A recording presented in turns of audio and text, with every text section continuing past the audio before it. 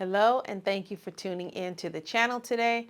My name is Angela, and I'm just checking in really quickly because I want to share something that the Lord talked to me about this morning during our quiet time, and something that came out of the Word. And the way I entered into His presence this morning is I was praying and I was asking God, for direction, for guidance on where He would like not only to take me as His daughter, into this year 2023. We're already a month and a half in, but also where does He want to take the ministry? Where does He want to take my business? Because I believe Proverbs 3, 5, and 6 that says, trust in the Lord with all your heart and lean not in your own understanding, but in all your ways acknowledge Him. First, acknowledge Him before you do anything, and He will direct your path. So I always seek His wisdom and His guidance before I make big decisions, even little ones most of the time. But in this situation, I was praying about some big decisions that I need to make. And He kind of corrected me because by nature, I'm a goal-oriented person, and I haven't always been this way. This is something that He's developed in me over these past 25-ish years that I've been walking with Him and going through the process of renewing my mind and being renewed in the spirit of my mind, which is my subconscious mind, so that it is no longer defeating my efforts, but my mind is working for me now. And I do have those moments where I struggle or I kind of backstep a little bit, but God is always there just saying, hey, okay, you made a mistake. You didn't think about that one. You didn't think it through. You moved too fast, moved too slow, whatever the case may be. But He's there like a loving parent, offering gentle correction so that I can get back on track and keep moving forward. So I have a tendency to be hyper focused on the end result. And sometimes as I'm moving forward, I get to the end result, or what I think is the end result, but I've missed all the valuable lessons along the way. So my journey didn't have the impact on changing me from the inside out as it could have, because I missed those milestones. And so what God will do is, instead of letting the fullness of the goal come to pass, He'll take me on a little detour, right? And so some of those lessons I missed, He'll give me another opportunity to pick it up and to figure it out and to learn what it is that I need to learn. And the thing that came to mind was one of my last group sessions that I facilitated. One of my clients told me that he struggles with not feeling a sense of accomplishment. He had a good job. He had some problems within his relationships, his family relationships, and some bondages that he had. But overall, he was a good guy. He was doing what he was supposed to do. But the problem with this individual is he did not set goals for himself. And that's something, whenever I have sessions with people, I always start with that. Well, what is your goal, even for today? What is your goal for this moment? What is your goal for this session? And if I can get them into the habit of setting these small goals, then eventually they'll see the value in that, and they'll have little glimpses of what it feels like to have accomplished something.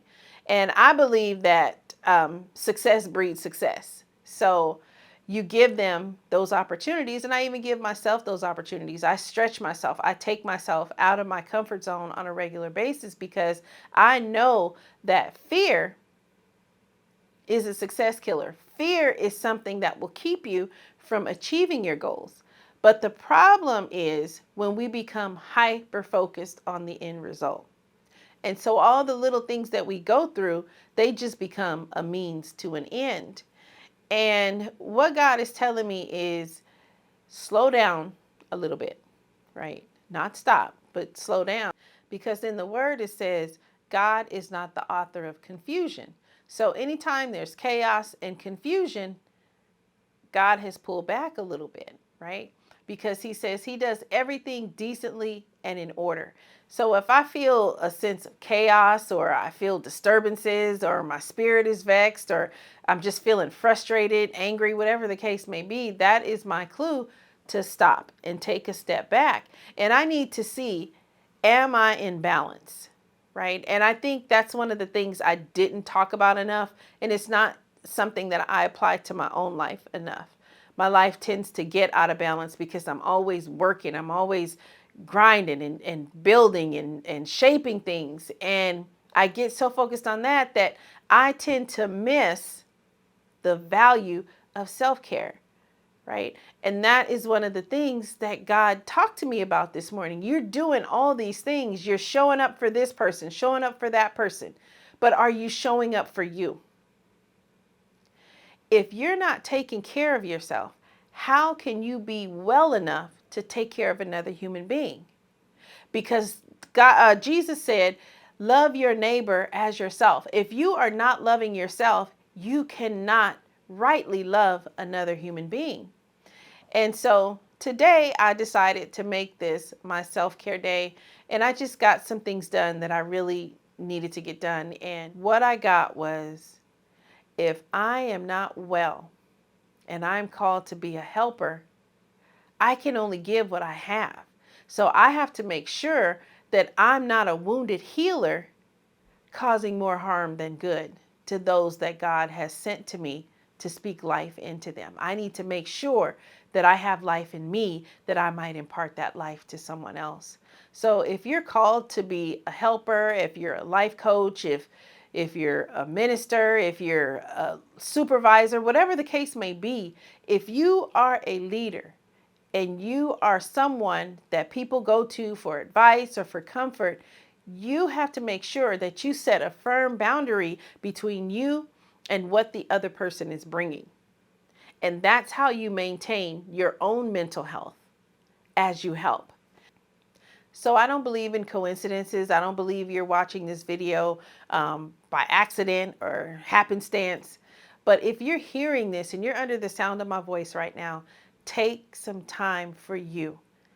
Engage in self-care, whatever that is for you.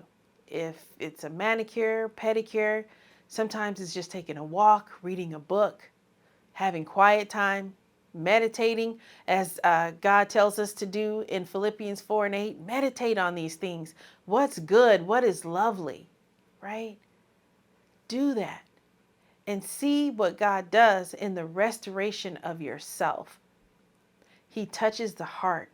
He heals those broken places in you. And sometimes we can't even gain an awareness of what's broken, of what needs to be touched by the Holy Spirit, because we're too busy. So take a few moments to love on yourself today and realize that when you have goals and God has put things in your heart that He wants to do through you, just know they're noble, and He's going to give you everything you need. He's going to equip you fully to see it through to the end. But just do it His way and in His time, and with a humble heart that's submitted to His will.